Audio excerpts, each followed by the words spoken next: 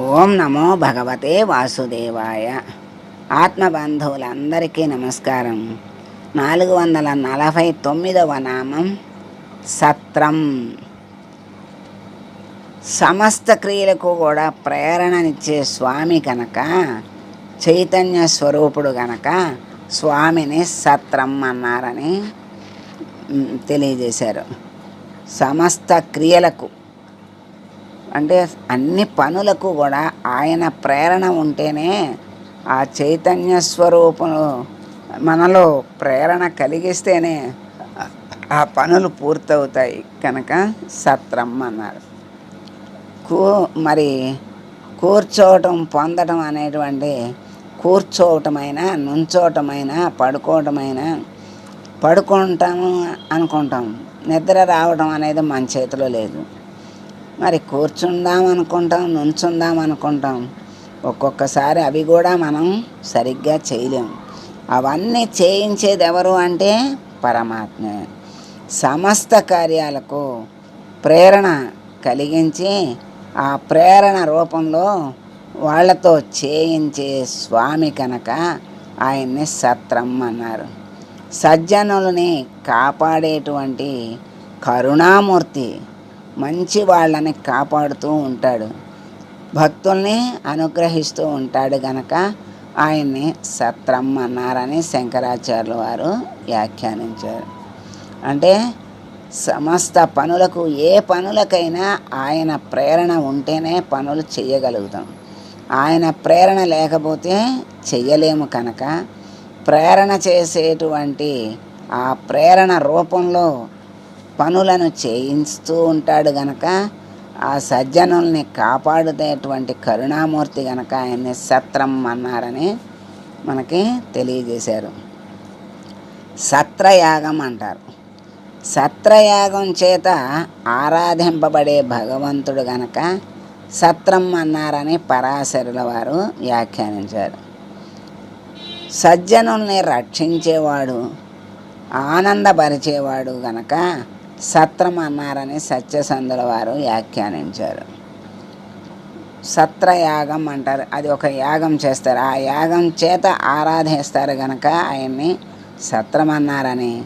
మరి మంచి వాళ్ళను రక్షిస్తూ ఉంటాడు, తన భక్తులకి ఆనందాన్ని ఇస్తూ ఉంటాడు కనుక సత్రం అన్నారని మనకి తెలియజేసి, మనీషులు ఓం సత్రాయ నమః అని స్వామిని స్మరిస్తూ ఉన్నారు. అట్లాగే సత్రం అంటే సజ్జనులు ఒక కూటమిగా ఏర్పడటాన్ని సత్రం అన్నారు. అంటే మంచి వాళ్ళందరూ ఒక చోటకి చేరటం సత్రం అన్నారు. ముక్తజీవులైన మహర్షులు అంటే ముక్తిని పొంది ఉన్నటువంటి వాళ్ళు ఒక చోట చేరి మానవులందరి ఆత్మ వికాసానికి, పరిపూర్ణత్వానికి సంకల్పించి పథకాన్ని ఏర్పరచుకుంటారు. మరి అంటే సజ్జనులందరూ ఒక చోట చేరటం, మరి ముక్తజీవులు అంటే జీవన్ముక్తులు అంటారు. ముక్తి పొందినటువంటి మహర్షులందరూ కూడా ఒక చోటకు చేరి, మరి మానవులందరూ ఆత్మ వికాసం పొందాలి, ఆత్మజ్ఞానాన్ని పొందాలి, పరిపూర్ణత్వాన్ని పొందాలి అని వాళ్ళు సంకల్పించి, వీళ్ళకి ఏ రకంగా పరిపూర్ణత్వాన్ని మనం అందించాలి, ఆత్మజ్ఞానాన్ని అందించాలి అని ఒక ఆలోచన చేస్తారు. ఇవన్నీ ఒక రోజు నుండి 1000 సంవత్సరాల వరకు ఎంతకాలమైనా ఉండొచ్చు. అంటే ఆ చెప్పటం అనేది సూతుడు, శౌనకుడు మొదలైన మహానుభావులు అందరూ కూడా ఎన్నో ఆ నైమిషారణ్యంలో ఉండటము, మరి అందరికీ చెప్పటము, ఎన్నో చెప్తూ ఉంటారు. ఎన్నో జ్ఞాన సంపదని, ఎంతో జ్ఞాన సంపదని అందిస్తూ ఉంటారు. మరి అడుగుతూ ఉంటారు, ప్రశ్నలు సమాధానాలు చెప్తూ ఉంటారు. మహానుభావులు అందరూ కూడా, శౌనకుడు మొదలైన వాళ్ళంతా శ్రీకృష్ణుడు నిర్యాణానంతరం కూడా మరి నైమిష అనేటువంటి ప్రదేశంలో నైమిషారణ్యం అంటారు. ఒక కూటమిగా ఏర్పడి 1000 సంవత్సరాలకి ప్రణాళికని సిద్ధం చేశారట. ఒక తరం నుండి మరొక తరం వాళ్ళకి ఈ పథకం చెడకుండా అప్పచెప్పటం వలన 1000 సంవత్సరాల పాటు ఈ మహాయజ్ఞం కొనసాగుతుంది. అంటే ఒకళ్ళ తర్వాత ఒకళ్ళు, తండ్రి ఉన్నాడు కొడుక్కి, అలా కొడుకు మళ్ళీ ఆ కొడుక్కి అలా చెప్తూ ఉంటే 1000 సంవత్సరాలు, అంటే 1000 సంవత్సరాల వరకు ఈ జ్ఞానం అలా అందరికీ అందుతుందన్నమాట. ఇది అనిమిషం అనే చోట ఏర్పడింది. అనిమిషం అంటే కాలానికి అతీతమైనటువంటి స్థితి. నిమిషం అంటే కాలానికి సంబంధించింది. అనిమిషం అంటే కాలానికి అతీతమైన స్థితి. నిమిషం అంటే రెప్పపాటు అంటారు. మన రెప్పలు ఎప్పుడూ అల్లల్లాడుతూ ఉంటాయి. ఆ కంటికి రక్షణ ఏమిటి అంటే రెప్పే. మన కంటి దగ్గరకు ఏది వచ్చినా అయ్యో ఒక రెప్పపాటులో తప్పిపోయింది అంటాం. అంటే ఆ కంటికి ఆ రెప్ప రక్షణ ఇస్తూ ఉంటుంది, అలా మూసుకుంటూ ఉంటుంది. దానివల్ల మనకి రక్షణ కంటికి లభిస్తూ ఉంటుంది. ఆ రెప్ప ఎంతసేపు పడుతుంది, ఎంతసేపు తెరుచుకుంటుంది, దాన్నే నిమిషం అంటారు, రెప్పపాటు. అనిమిషం అంటే రెప్పపాటే లేని స్థితి, లేకపోతే కాలానికి అతీతమైన స్థితి అని. అందుకే దేవతలకి రెప్పపాటు ఉండదు అంటారు. ఇప్పుడు మనకి రెప్పపాటులో ప్రమాదం జరిగిపోయింది అంటాం. అంటే మనకి తెలియకుండా ఆ కనుమూసి ఆ రెప్పపడే సమయంలో జరిగిపోయిందంటే ఎంతసేపు రెప్పపడుతుంది, అట్లా రెప్పపాటులో తప్పిపోయిందని అంటాము, రెప్పపాటులో జరిగిపోయింది అని అంటాం. ఆ రెప్పపాటు అనేది మనుషులకి ఉంది, దేవతలకి ఆ రెప్పపాటు లేదు అంటారు. అట్లా అటువంటి మహర్షులందరూ ఒక చోట చేరి మానవులకు 1000 సంవత్సరాలకు సరిపడా ఆ జ్ఞానాన్ని చక్కగా అందించి వాళ్ళు అలా 1000 సంవత్సరాలకి సిద్ధం చేశారన్నమాట ప్రణాళిక. అలా ఈ యజ్ఞం అలా కొనసాగుతూనే ఉంటుంది అని చెప్పారు. అక్కడ కూడారు అంటే పరమాత్మకు సమర్పణంగా ప్రారంభించబడిన, అంటే మహర్షులందరూ ఒక చోటకి కూడారు అన్నారు. అనిమిషము ప్రాంతము అన్నారు. అనిమిషం అంటే కాలానికి అతీతమైన స్థితి, రెప్పపాటు లేని స్థితి. కూడారు అంటే పరమాత్మకు సమర్పణగా ప్రారంభించిన ఈ మహాయజ్ఞం.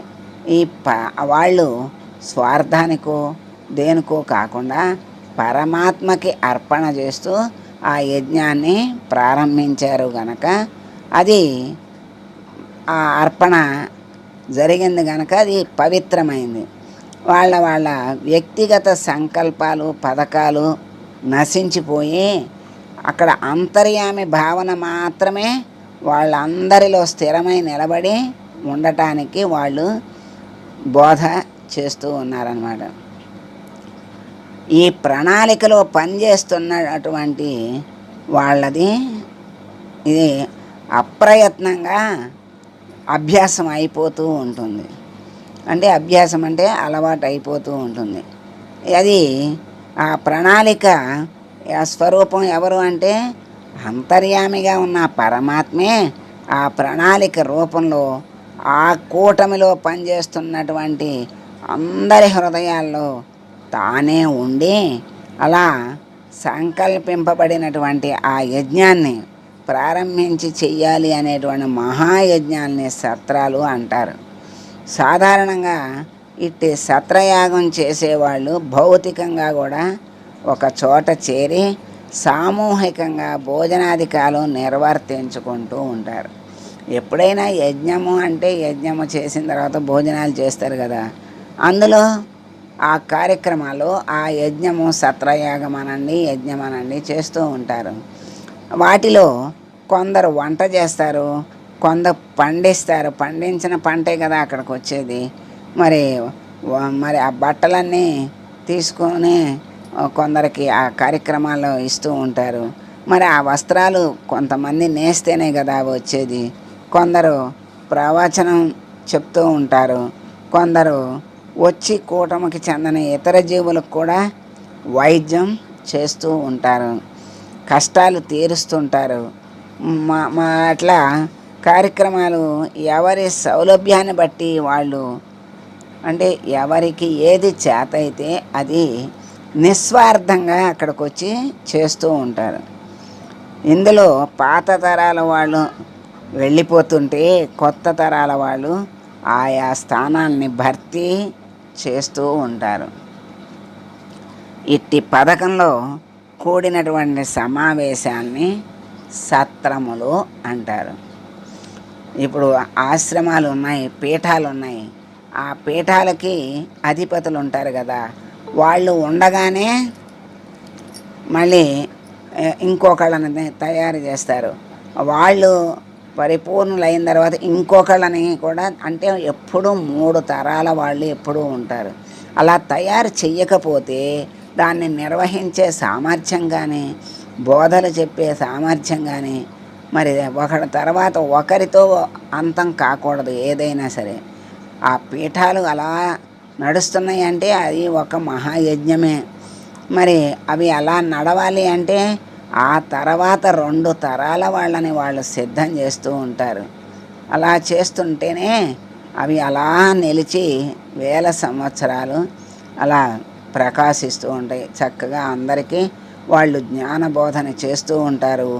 అందరికీ ఉన్నతిని, మరి పరమాత్మ యొక్క దర్శనాన్ని, అంటే స్పర్శనాన్ని, ఆత్మజ్ఞానాన్ని లోపల వాళ్ళ దగ్గరే ఉన్నటువంటి ఆత్మను బయటకు తీసి వాళ్ళకి అందిస్తారు.